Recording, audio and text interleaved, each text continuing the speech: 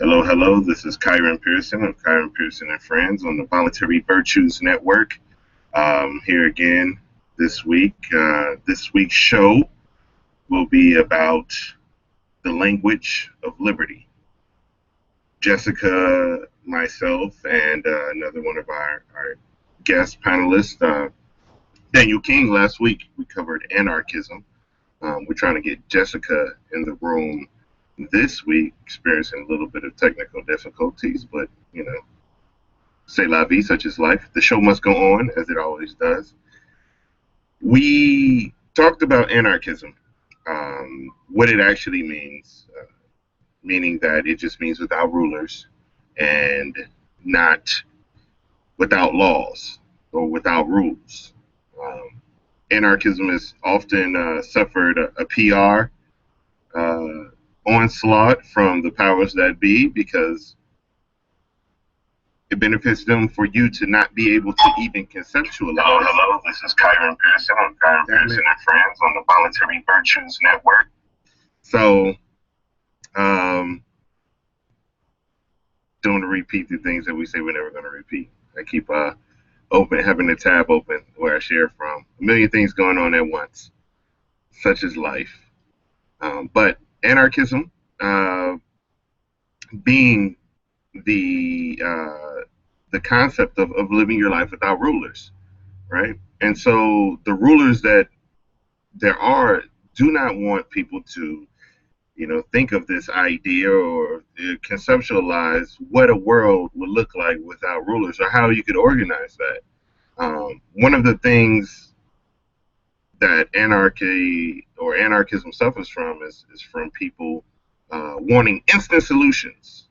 If you're going to propose an anarchist reality or a reality in which you're starting out with, hey, let's just start out with the idea that all human interactions should be voluntary and that all people should not aggress upon one another. Everybody wants, well, what happens when this happens? What happens when that happens? What happens? Hey, look, anarchism isn't the solution. It's merely the operating system. It's sort of like Android. It's an open market. It's just a platform, and everyone can make an app. They can bring it to market, and if the market likes the app, if it likes the concept, it will support it. It will buy it. It will proliferate it, and it will make money. There will also be much competition created in that app. If someone feels that they can make that app or that concept better, they will, and their app will become the one that takes over. And very much like Android operating system is anarchism. It starts from the premise of this is how the system operates. So anarchism is basically operating sort of from the concept that all human interactions should be voluntary. I think one of the hardest parts of anarchism is for people to conceptualize other people. Everyone always wants to control the other and not control themselves. And really, anarchism, very much like martial arts, is about self-control, self-governance. Don't worry about what other people do. You worry about what you're going to do in a particular situation. And in those ways, I see the two being very similar. Now, I spoke earlier about the conflation of anarchism and the maligning of anarchism with chaos. In a sense, yes, it would be chaos, specifically for the people who rule over us with violence, with the initiation of force, the state, government, the men with guns that force you to do things that you wouldn't normally do voluntarily. It would be absolute chaos for them. They're absolutely right in that regard because they would no longer have a monopoly on the initiation of force. And we're going to get into what the initiation of force means later on in the show. So this chaos of not being in control is what they want you to believe and what they put out in movies. And when I say they, it's the people who the politicians, the corporations, and people want to make some kind of bifurcation in our particular form of statism. We live under a corporatocracy uh, in America, in the United States, I should say. And there really is no separation between corporations and the government. They are essentially the same thing. The government itself is a corporation, um, and most people don't understand that. But which is why they give they give the corporations all your money, is because the corporations were started by the government to do these things in the first place. So these same corporations make a lot of the propaganda that you are fed, are force fed, or you subscribe to going to go see. There's a movie Jessica mentioned last week called The Purge: Anarchy. Uh, I bet many people would think that anarchy means chaos, and that's what The Purge: Anarchy wants you to believe, just from watching the previews and not actually seeing the movie itself. But anarchism and anarchy just means without rulers. It doesn't mean chaos and pandemonium. And even in the context of the purge, there still is a state, and the state is allowing for this chaos. The chaos that ensues is part and parcel of the state itself. Um, and and so in this way, um, there's sort of this crazy conflation with chaos that anarchy suffers from, and most people uh, end up subscribing to unknowingly, because they go to the movies, they went to school, these public schools that are run by the government, which is run by corporations, which are, again, they're one entity. So in that regard, we come to understand that anarchism is suffering right now from a PR blitz to make it seem like something that it's not. Now, there's a dichotomy between anarchism and another concept called statism. All right, and there's really no middle ground between the two. Right, either you're an anarchist or you're a statist. Now, as an anarchist, as someone who practices living your life without rulers, you also subscribe to the concept that if you're going to live your life without rulers, then you also have to not be a ruler yourself, or else you really can't consider yourself an anarchist, which means someone who is against rulers, right? So anyone who is about rulers or would tolerate rulers or the initiation of force is a statist. Now, I talked about the initiation of force earlier. The initiation of force means that you are the one to begin using coercive tactics in order to manipulate people into doing things against their will. For example, I want your horse. I say, either you give me your horse or I kill it, or I'll kill you and take your horse, or I'll burn your house down and take your horse, or I threaten you with some kind of force, whether it be physical or financial, uh, in order to harm you, in order to take those things from you. Basically slavery. And so not just slavery, but also, if you harm someone, uh, that also is included in the initiation of force. Rape falls under that. Hitting someone in anything less than defense, or shooting someone in anything less than a defensive pattern or method would fall under the initiation of force. Now, some people would say, "Hey, look, I didn't like the way he was looking at me. I thought that he was going to shoot me, so I shot him." There's a lot of room for interpretation with the initiation of force, and but of when it's defensive, I should say. But really, it goes if you are going to use if you're going to use force, it has to be a defensive one and not the initiation of it. So if someone pulls out a gun and aims it at you, they've initiated force against you. If someone raises their hand to hit you, they've initiated force against you. If someone is threatening to steal something from you, they've initiated force against you. If someone is, a rapist or raping or threatening to rape, then they have initiated force against you, and you have the right to protect yourself.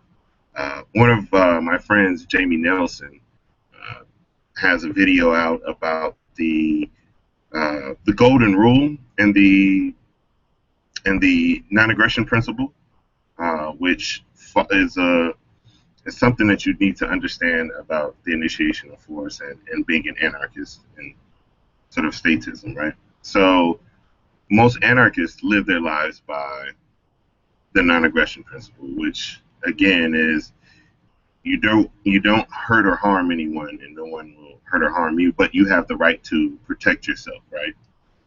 So the non-aggression principle is the opposite of the initiation of force, and anarchists live their lives in accordance with the non-aggression principle. Now, a lot of people think that, the non-aggression principle, what are you going to do if somebody comes at you, or someone is trying to threaten you, or someone is trying to steal from you? Again, with the non-aggression principle, you have the right to defend yourself. You have the right to shoot people if need be. But again, as I was telling you about my friend Jamie Nelson, he did a wonderful video about the connection between the golden rule and the non-aggression principle. You wouldn't shoot someone for stealing apples off of your apple tree. All right. If they came and just took one or two apples, you wouldn't shoot them dead. That's overdoing it. That's overkill, pun intended. And so you have to meter your response to what's going on. And most people are well, who's to say that they wouldn't do that, or they would just kill people anyway just for stealing an apple? Well, again, no man is an island, or no woman is an island unto themselves. Like, you're still going to have to live in society with people. All right. And if you blow some kid's head off because he stole an apple off your apple tree, your neighbors probably won't be too happy, especially the fact that you killed their kid. And you have to live in society with other people, and they probably won't fuck with you like that, as we like to say colloquially. And so you'll have to suffer the consequences of being stigmatized, of being ostracized from your particular society. And then also, too, we live in a context in which there is the internet. I mean, if we have a Yelp review, who's to say that we can't have Yelp identities for ourselves? Someone could create a website to say, hey, look, I'm an outstanding guy. I do transactions with people. They're on the record here, and these people can leave reviews about our transaction and build up, esteem or build up what do you call it? Integrity in your community, and give people an opportunity to validate or be validated by another source outside of friends or family or colleagues, etc. You'd be able to see what their interactions are actually like, very much like eBay reviews. Who's to say? Who knows? We're not limited to anarchism isn't about going back to some Neolithic age. It's about living a life that's as best as possible. Now, I talked about statism. Now, statism is a group of men with a monopoly on the initiation of force, meaning that they can initiate force against people. We see it all the time in the form of no-knock raids, specifically for people growing or possessing dried or cured plant foliage and flowers in their homes. Police use force. They break in your door. They shoot your dog a lot of the times. I think that's just standard operating procedure. And sometimes they kill people. A lot of times they kill people when they do these no-knock raids for what we call victimless crimes, and that's crimes without a victim. Smoking marijuana, as many of you know, because you smoke weed, I know you, doesn't hurt or harm anybody. Actually, is probably damn good for you. Makes you think in a different way. You can start to see things outside of the paradigm that you've been sort of taught to think of things. We see it in the form of war, the initiation of force, of monopoly that they have. They go out and kill innocent people all the time, but no one's accountable because, it's war. It's just what happens. Collateral damage, casualty of war, friendly fire. Whereas if I had accidentally shot somebody walking around, I'd be thrown in a cage. But if you send some people over there and put them in a magical costume of camouflage, then they can go and blow people up and, shoot little kids and caravans of people going to weddings and celebrating life events and say, hey, we thought, Mustafa was with them, so we had to blow them all up because, we're so technologically advanced that, fuck it, we just need to drop a 50,000 pound, $500,000 bomb on a mud hut in the middle of Afghanistan because shit is that real. So, the state has this monopoly on the initiation of force that they often use, and even more than just war. I'm going to use an everyday example of speeding. Now, most of you ride on the highway knowing that the speed limits are way too damn slow. You can legit go 75 in most cities and not put anyone in danger. Yet and still, many cities keep their speed limits low because people will drive to the conditions, but then also because they want to generate revenue. They will pull you over, which probably is more dangerous than just letting you just drive doing 75, and take money from you, even though you haven't hurt or harmed anyone. Now, all of the things that the state does in regards to you, from taxation to speeding tickets to licensing, you name it, anything you have to pay for with the state is done under the initiation of force. It is done under the threat of murder. Don't believe me? Let's say you get a speeding ticket. Say you were going 10 miles over the limit. Cop pulls you over, right? And you were just driving to conditions. Everyone else was doing 15 miles over the limit, I guess, because, the road conditions allowed for it. But the cop, for some reason, singled you out and wrote you a ticket.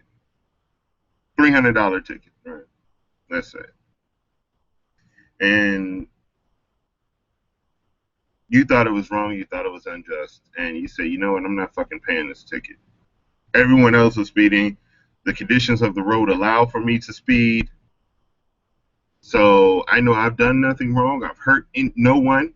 And this tax, this extortion, which it is hurting me.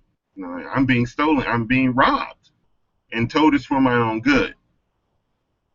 So you refuse to pay it. Let's say you don't show up to court for when they force you to show up to court. They write a bench warrant for you. All right, they could either come to your house and do a no-knock raid and come arrest you for not coming to court, or the next time they pull you over, which will probably be really soon since a lot of police cars and districts now have these scanners on their cars. They pull you over, they arrest you or attempt to. Let's say you resist being arrested, right? You're beaten and then arrested. Right? And let's say that you resist being beaten, say with a weapon of some kind, right? Because they've got a weapon and they're trying to beat you. So you pick up a weapon to protect yourself from these guys with weapons. They'll kill you. That is statism in a nutshell. Is that there's a group of men with a monopoly on the initiation of force, that they get away with robbing, kidnapping, um, threatening people all the time. And that is what the state is and what statism does. Right. Now, what's so crazy is that, a lot of people, the people who advocate for this, for this initiation of force, are called statists. And if you think that people won't be good without government, you are a statist. And status is very much like religion in this regard. A lot of people who are quote unquote Christians don't believe that people would be good if it wasn't for the threat of going to hell. It is hell that keeps people from doing good, from doing bad in the world. It's the threat of that. And so because there is hell, people do good and we need hell. The same is extrapolated or is false conclusion. Therefore, conclusion is said for statism. If it wasn't for police, look what you'd be doing to yourselves. People are animals. People are crazy. People are selfish. People are psychotic. Yet they believe that a small group of people should have the right to still murder and kidnap people and enslave them and throw them in cages to prevent groups of people from murdering, stealing, and kidnapping people and throwing them in cages. This shit is mind-blowing. So this is what statism is. If you are a statist, you suffer from something called cognitive dissonance, which is another word. It means that you hold two diametrically opposed, juxtaposing realities true at the same time. It's like the dark-skinned person who thinks that they are of direct European descent. You see it oftentimes with people from places where modernization took place, places like the Dominican Republic, Colombia, Brazil. Often people of more of a direct lineage, direct descent of Africa, believe that they are of direct European descent or mostly of direct European descent. But, we're all humans, we're all from Africa, but you understand what I'm saying. Specifically, the type of cognitive dissonance that we're speaking about when we talk about statism is something called Stockholm Syndrome. I like to call it house slave syndrome. So you sort of get away from this Eurocentric mindset and really be inclusive to what I know about history. But basically, it's Malcolm X described it. The house Negro, the one who lives in a house with master, who eats relatively well compared to the other slaves, dresses well compared to the other slaves, not as good as master, but very well, eats well, sleeps well, and knows that his or her position is way better than the other slaves and that they could easily be in that position. And so they want to maintain the system, even though they're still a slave, they have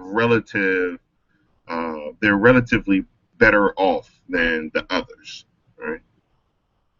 And so they maintain the system. They work towards maintaining the system. They make sure that the other slaves are sort of kept in check, or they convince them not to revolt, or they say, hey, look, if you all revolt, then we'll be enslaved by somebody else. Master Jenkins is good to us. That's what a lot of statists do, whether you're black, white, Asian. If you're a statist, then you suffer from the same Stockholm syndrome or house slave syndrome that house slaves suffered from. Um, and so this cognitive dissonance really is something that is a psychological term that a lot of people really don't know that they suffer from. Um, which of course, if they did, then they would have to do something about it. But most of them don't. Most of them believe that the police are there to protect them. Yet nothing can be further from the truth. Actually, the police don't have to protect you at all, and that's been decided upon by the Supreme Court. Don't believe me? You can look it up. And I urge everyone to do their own what we call due diligence around these and other things that are being discussed here or anywhere on the internet. Just because it's on the internet does not make it true. And sometimes I know it's kind of rare. I have been wrong. Sometimes, rarely. Um, where were we? Anarchism. We were talking about statism. Um, so, in understanding that this is the state and that it ultimately is just a group of men with guns who initiate force against people. Why would anyone want it? Well, the state indoctrinates people. Indoctrination is basically a technique of creating a culture or its own language uh, in the minds of the enslaved. All right. Um, we see it all the time in religion. Many anarchists are religious, which is fine. As long as you're not forcing your religion on others or using the threat of hell to convert people into your religion, then go for it. Especially when it comes to children. Be my guest. If it makes you a better person, if you love your God and love your religion, then I have no problem with you going to your place of worship.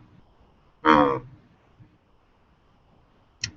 but the indoctrination that takes place there is when we talk about the threat of going to hell, especially in the minds of children, it creates the cognitive dissonance we talked about. Now, children are, they understand a lot about the world. I know many of you can remember back to when you were a child and someone said something to you that just didn't make sense. And, you had that little voice in your head that was saying, that doesn't make sense, but I'll do it. Or I don't understand what's going on here, but I'll do it because this is what I'm told to do. The same thing goes with the threat of hell. Many kids are told, oh, if you don't believe that Jesus Christ, this man that lives beyond space and time, is your Lord and Savior, that he died for your sins, which, I don't understand how you could think a 4-year-old or a 5-year-old or 6-year-old was a sinner. But, this man who died for your sins, supposedly, if you don't believe in him, you'll spend forever in a lake of fire being eaten by maggots and worms. And so, to tell a child that is, that's pretty damaging. That could do some long-lasting mental damage to the child. And so they have to believe this is even possible to be burned forever and ever, which is cognitive dissonance as far as I'm concerned. And then they also have to, because of that cognitive dissonance, they become indoctrinated towards their particular religion. Or that particular religion of Christianity. I just use it as the example because it is the religion I am most familiar with, because it is the predominant religion of this particular land that I have lived in. And so, but not to attack any, in all religion. Again, like I said, I'm just pointing out the similarities to people who might be able to understand.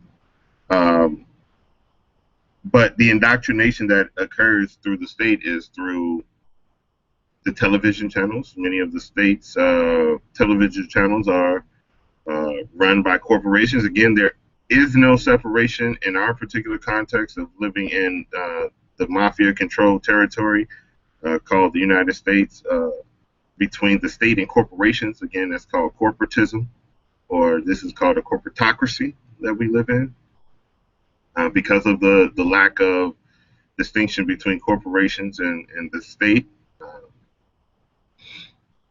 So, in that particular context, there are uh, there are very few means by which the government doesn't control what goes into your mind. They run the schools, they run the media, um, they force you to send your kids to school. If you don't, you will be arrested or your children will be taken from you.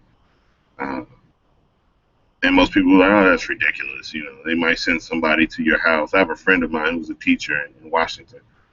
He says, no, they'll just come, send somebody and check on the child, and what if you refuse to answer the door? Well, you know, this and that. And, you know, I basically got him to say that they'll kick in your door and arrest you and throw you in a cage, and if you resist, you'll be murdered. But he's like, it'll never get to that point. It's like, well, you never know.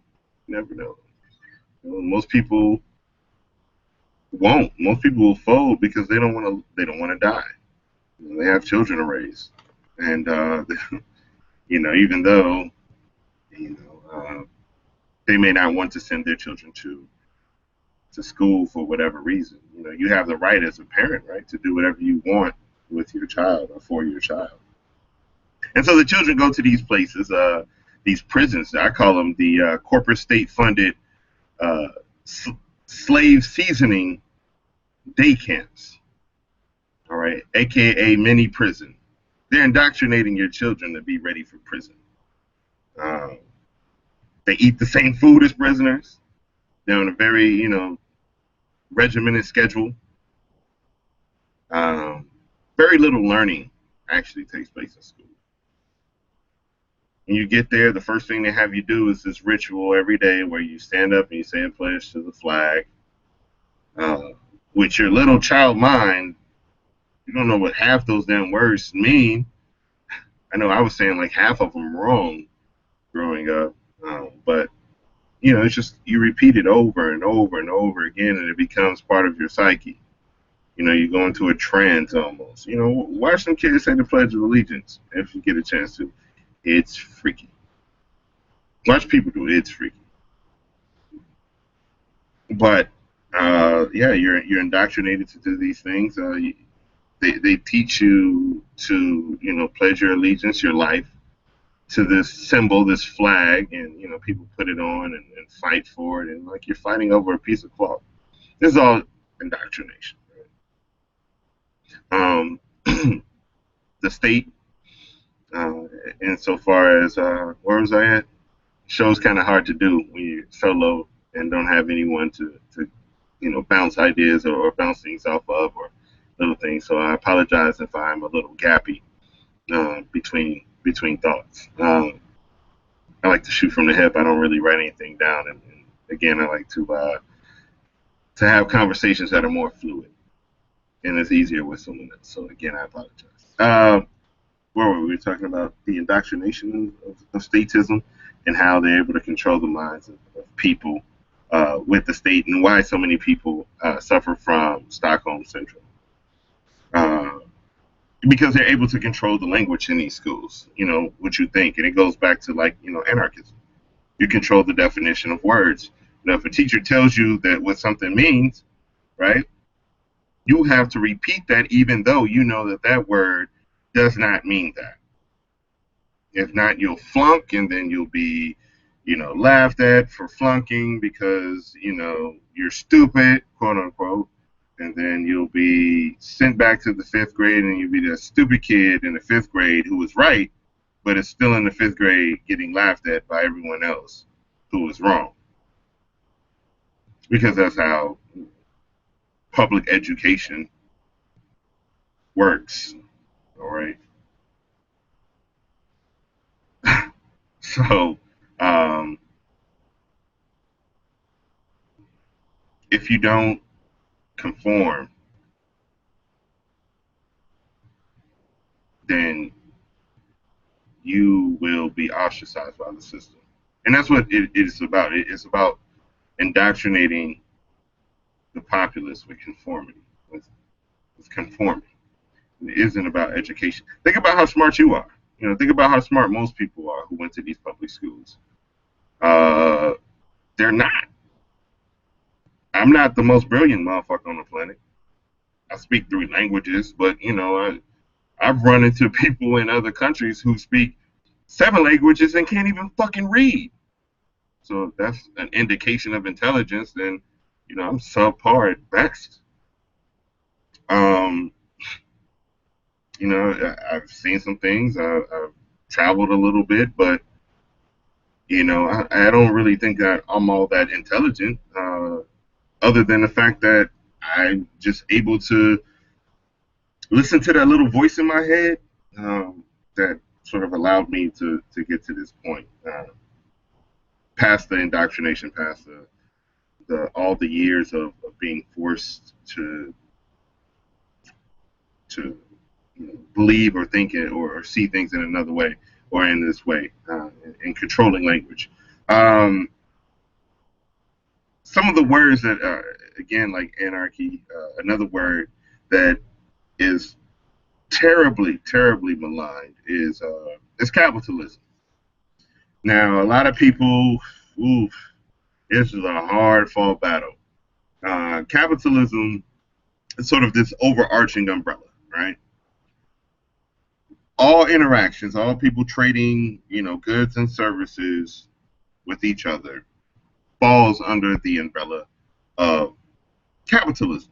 Much in the same way that people growing food, whether voluntarily or involuntarily, falls under the umbrella of agriculture, right?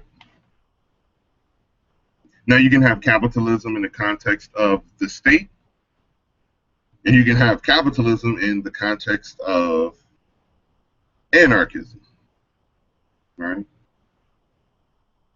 Now, anarcho-capitalism isn't the system that we have now being released on the masses of the people in an even worse form, because it really can't get any worse if you haven't figured that out. Well, actually, it could. They could just round us up and kill us, but they don't want that because they need the money, blah, blah, blah. So, um, anarcho-capitalism is the combination of people trading goods and services with the philosophy that all human interactions should be voluntary. So you're doing these things with that in mind, with the fact, without initiating force against people. You're not stealing from people. You aren't going on someone's land and cutting down their trees to sell for paperwood. You're not robbing or raping or pillaging. You're legitimately bringing goods and services to the market and allowing the market to decide whether or not the goods and services, the skills that you have, are viable. And that will allow you to survive and thrive in a particular context. It has nothing to do with the violence associated with the state. Now, the state has done a very good job of making people believe that statism is capitalism, when nothing could be further from the truth. A true capitalist wants absolutely nothing to do with the state. Too many rules, too many regulations, right? The state will take half your money before you can even, spend it towards your business to even get your business off the ground. They want you to get licensing. They want you to get permits and this and that. Go try to build a house. Go try to build a house in Boston, New York, LA. It will cost you more in paperwork and inspections and permits to build the house as it will for the actual materials to build the house. And that's why these houses are so expensive. It isn't because um, the materials cost that much, because the labor costs that much. It's because of all the government paperwork that you have to have in order to even be able to build the house. I mean, you can build a house out of super adobe, which is combining dirt with cement and putting it in a bag and creating a dome, and be completely fine. But you can't do that in most cities because the government will shut you down from doing so. They'll initiate force against you to stop you. And yeah. Um, so the hard part is getting a lot of people to understand uh, that capitalism would allow for them to be able to do those things, would allow for them to be able to become a home builder, would allow for them to sell weed if they grew the best weed or cannabis to people around them. He grows that fire. Yeah, let's go to him. He's got that one strain that no one else has got, and he knows how to grow it in such a way that there's no seed, so there's no copyright infringement, which in anarchism there wouldn't be, because there's no state to hold up those laws. Um, so you could be the one who grows that one particular strain of fire that everybody wants, um, and not go to jail for it.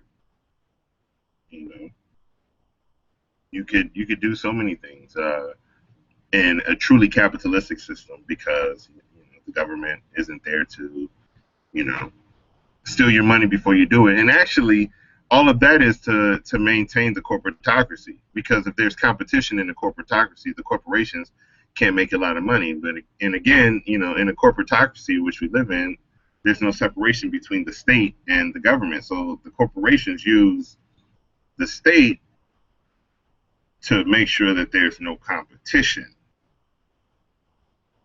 All right. Um,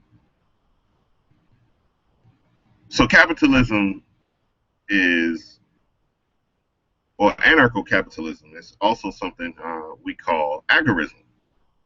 Right? Agorism just means marketplace, a meeting, a gathering.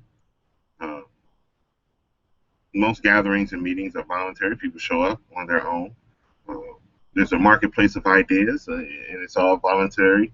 Most people are agorists. Uh, they will trade their goods and services voluntarily with others in order to get the things that they need. The specialization of labor is one of the things that has allowed us to get to the point of being able to live with one another to the degree that there's 7 billion of us on this planet. Let that sink in. 7 billion. And I actually saw a video. I don't know how true this is, but you could give people and it's all mathematics, so somebody could definitely check this out. But you could give everybody on Earth a quarter acre of land in Australia and still have the state of Queensland left over. So that's the whole world living in one continent, and have the rest of the continents be whatever. Just have them being what they are. That's mind blowing to me. Um, but um, there's plenty of opportunities out there for people to still to be agoristic, and come up with ideas and concepts in which people are living freer. One of the things of agorism, people who practice agorism are called agorists. Um, and you'll see that a lot when you see people talking about anarchism. And because anarchism has suffered such a onslaught from the powers that be, a lot of people like to call themselves libertarians. A lot of people like to call themselves voluntarists. Now, voluntarists, anarchists, same thing. Libertarians, anarchists, it depends. What I've been taught or understand from my readings of the two subjects is that libertarianism does mean anarchism, but in this particular context, in this mafia controlled territory called the U.S. Of America, the word libertarianism has been bastardized to mean sort of a minarchist, someone who wants government to perform basic functions like roads, which governments didn't even own or control until they stole it from the private citizens who did. Um, but they they think that government should provide just the bare minimum services, security, roads, schools, etc. Whatever you want to pay for, right? Sort of a la carte. And but they still don't understand that they are statists, because if you advocate for a state in any way, shape, or form, then inherently you're a statist. So we have this running joke from anarchists. What do you call it? What's the difference between a libertarian and an anarchist, or the difference between a libertarian and voluntarist? And we like to say 6 months, because if it took you as long as it did to understand libertarianism and the virtues of it, or minarchy and the virtues of it, then it's just a matter of time before you follow what the state does and what the state is to its logical conclusion, and come to the point that there's no way that you can have a state and liberty at the same time, no matter how you slice it. For me, I was lucky. I just, I went straight to anarchism. It only took me 29 years. But that was me learning what words actually mean. The etymology of words is, and understanding their roots and where they come from is critically important. If you're not able to do that, if you can't do that, then you're doomed to suffer under the slavery of language. If you can't even process thought in a way that's effective for you to conceptualize freedom, then you'll never be free. Most people just don't have the language to think about freedom in, and that's been intentionally done. That's why you don't learn shit in school. You're conditioned. You're not learning anything. Because if it was really about learning, then when I was coming up, kids that were quote unquote nerds were beat up and harassed. Like, oh, you're smart? Fuck you.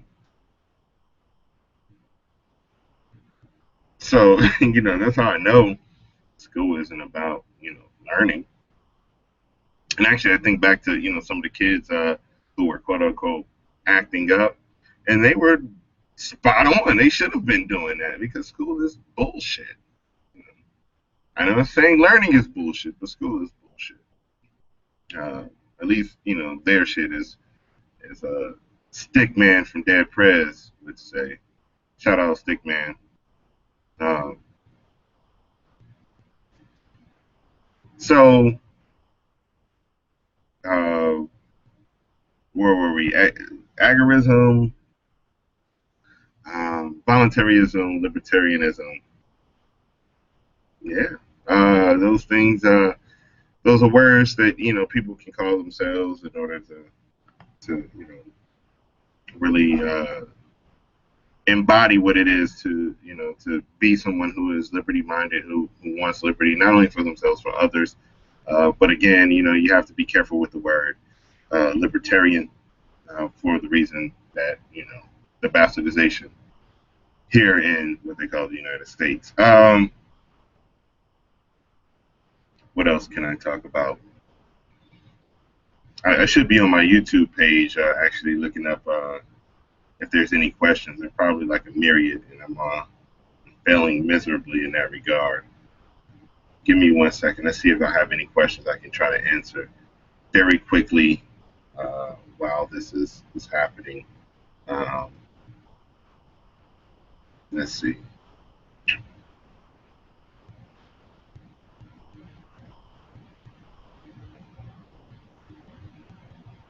No questions, which is, I guess, good, maybe. I see somebody's watching. There's 3 people watching. Um, it's probably somebody who really likes me.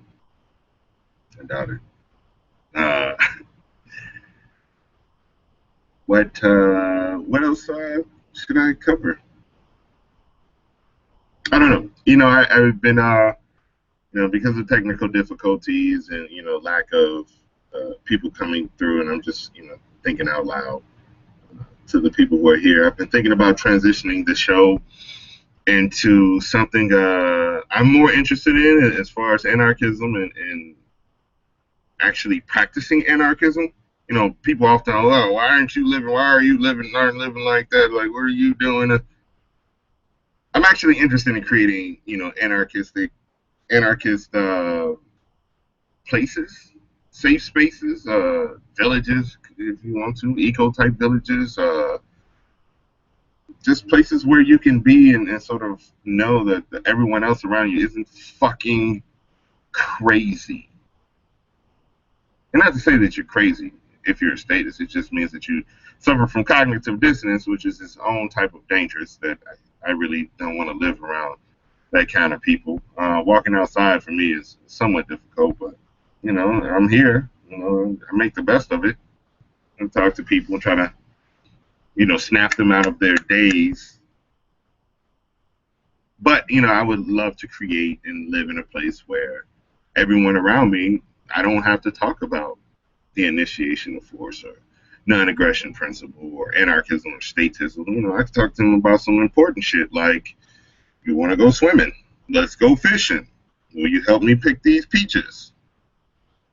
Will you help me build this addition to the house? I'm about to have yet another kid. You, Kieran? Damn, what is that, 13? Hey, what can I say? The ladies love me.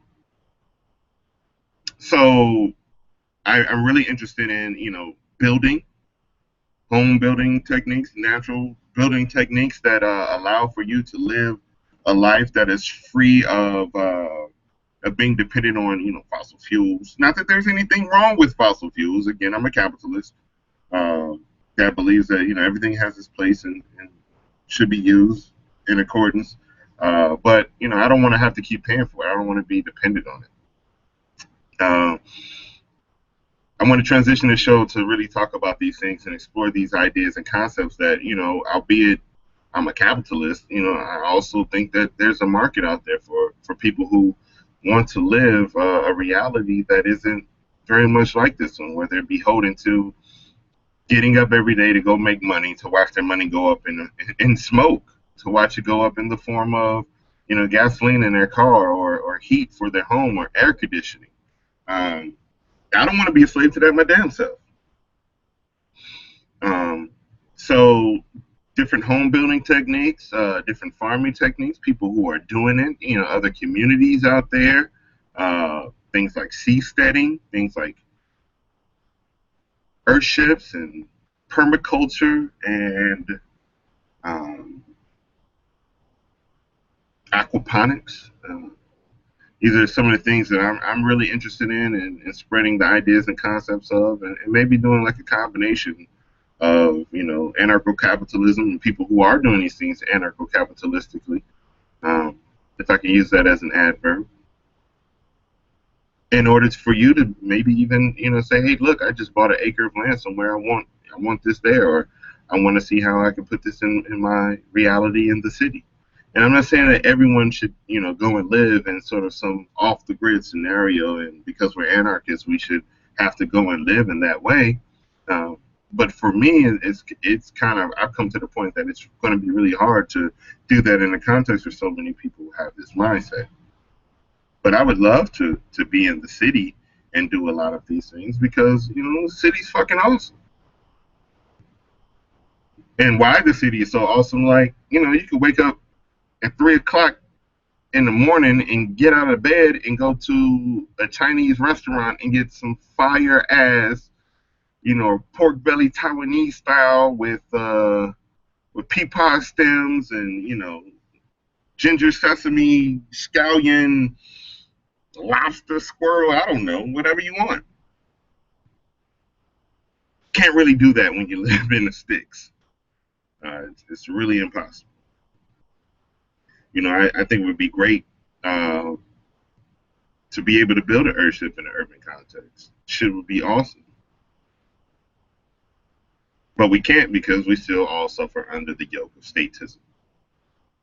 So, it's considering how hard it is to organize people to come and be on my show and or technical difficulties, I might just have to transition out of that and make it so that this is where I am. Jessica Cologne will definitely be there. So those of you who are tired of looking at my ugly face for a whole hour, don't worry. She should be back here next week.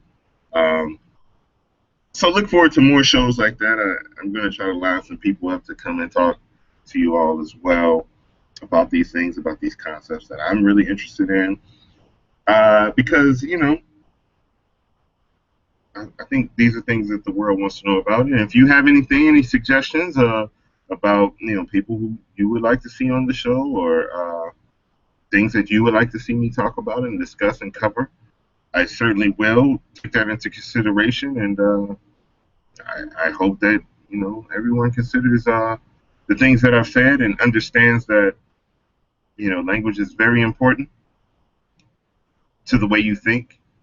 Learning new words will help you be able to conceptualize your reality. There's a quote that has sort of stuck with me. And it's a quote that comes from Stefan Molyneux or New. I don't speak French. Sorry, Stefan, I should know how to say your name because you are awesome. And he quotes Confucius. And Confucius says, the beginning of wisdom is to call things by their proper name. All right? Words are symbols. And symbols have power.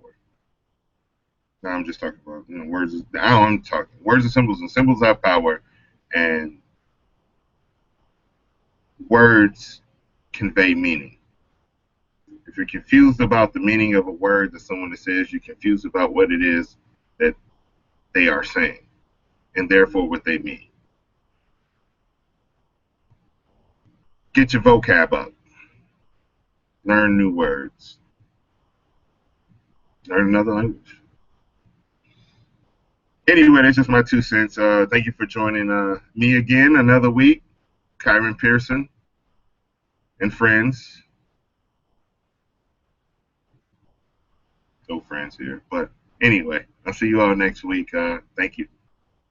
This is, again, Kieran Pearson on Voluntary Virtues Network. See you next week.